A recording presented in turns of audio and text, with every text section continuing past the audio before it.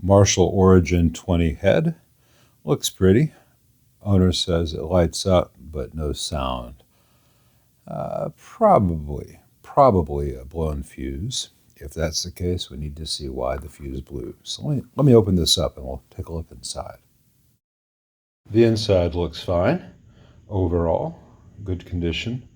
The power tubes are a pair of Marshall branded JJ EL34s. Those are usually quite good. They have not lost vacuum. They don't have any rattle, no discoloration to them. Both internal fuses are fine. The culprit seems to be this resistor right here. Let me get a little bit closer for you. This resistor here has definitely gotten hot, and it measures about 6 meg, and I know that it's not a 6 meg resistor. The issue is I cannot tell what the color bands used to indicate because of the way it has gotten too hot. So R7 and the Origin 20. I'm going to see if I can find the schematic. It's a 2-watt resistor. I need to see if there's a reason that resistor is failing. So not only do I need to replace that resistor, I need to know what that resistor is doing. Is it a dropping resistor between filter stages? Is it a screen resistor, etc., etc.? The one to the left of it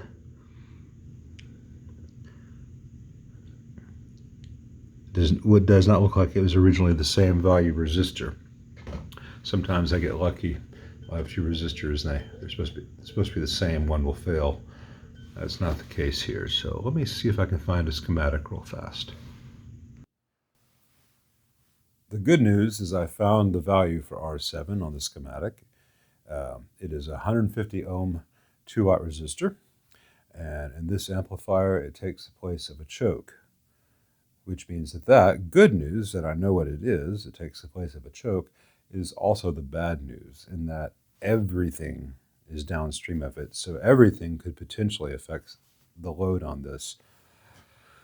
It could be any of the filter caps, could be a whole bunch of stuff in these high voltage MOSFETs here, but it's also a possibility that just one of those things that happened. The fuse is before the rectification. It's protecting the power transformer from any burnout, but it's not protecting anything after the HT supply. So it's not my favorite implementation of a fuse, but 150 ohm resistors are cheap. Let me see if I have a 2 or 3 watt 150 ohm on hand. If so, I'll pop it in. We'll see what's up. I did not have a 150 ohm resistor in.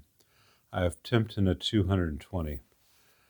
Probably doesn't make any difference, really. I'll get 150 ohm either way, but this lets me know if the amp is otherwise healthy. But I was thinking about why would that resistor burn?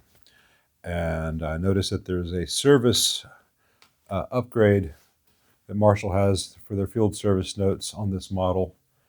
And I'm going to see if this amp needs that. But before I do that, I'm going to get this stray bit of cable tie out. That's been bounced around inside here since it was new. That's factory. Nice job, guys. Anyway, let's quickly pull this rear board here that has all the output jacks on it and see if this amp needs the service modification. I suspect it might, and when you see what I'm talking about, that could very much cause this resistor to have some problems. My suspicion was right. The service update is to put an insulated wire that goes from here to here. This is the ground point for all the output speaker jacks. And this is a normal connection for these. And you're relying on the metal of the jack to carry all the current when nothing is plugged into this jack. And that is a mistake. And so the factory fix for that is to run wire from here to here. And they have an insulated wire loop. I will add that. It says that units after the 26th week of 2018 are not affected. typical Marshall to release this into production with this problem.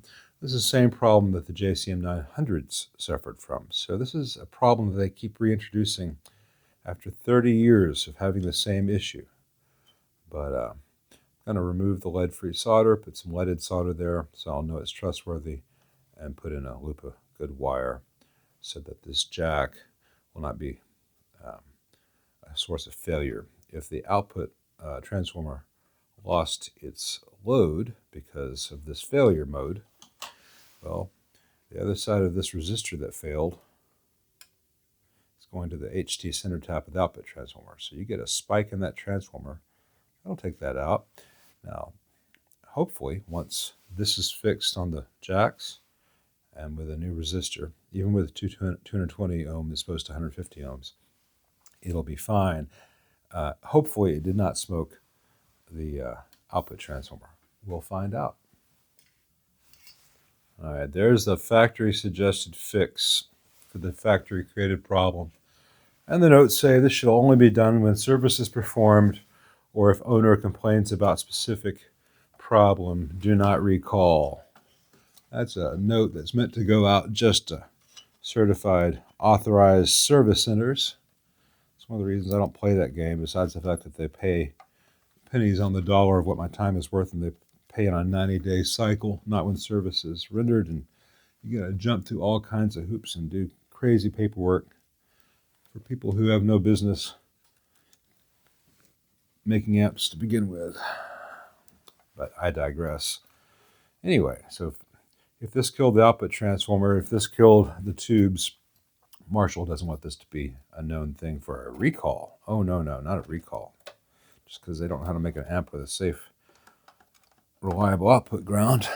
We shouldn't have to recall that. I remember when I was a young, idealistic tech, and I'd run into a problem with an amp, and I'd contact the company to let them know, thinking that they would care. They already know. They don't really care. I will give you one real exemption to that. When Mitch Colby was at Korg, which was Vox, Mitch Colby, who now does Colby apps and Park apps, he used to be a VP at Vox Korg, and he was great to talk to. If I encountered a problem with a production app, he was on it. So, yay, Mitch. I see why he's no longer in the corporate culture. But most of the other big companies, whenever I contact them, they argue. It can't possibly be the case.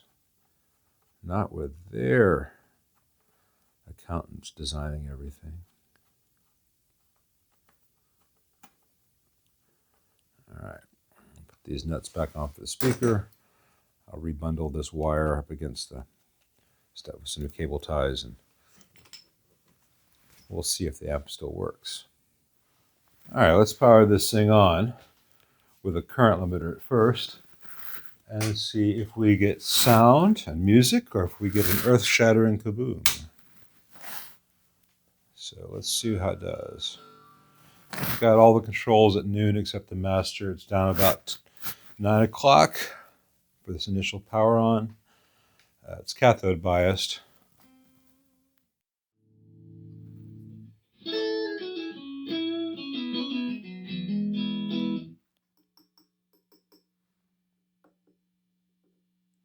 No microphonics on the tubes.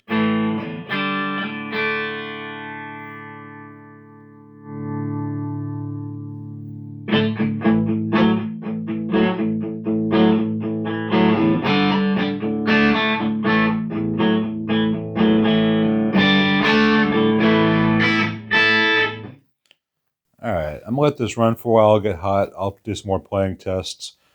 I think that it is very logical that the known issue with the output jack grounding is what caused that resistor to fail. A little bit of time will tell, and it's very easy to get. I can get the 150 ohm resistor in there. That's not an issue, but honestly, that 220 is going to sound pretty much the same. but I like to send things out as close to original as possible. So I'm going to let this run for a while, get really hot, then I'll test it some more.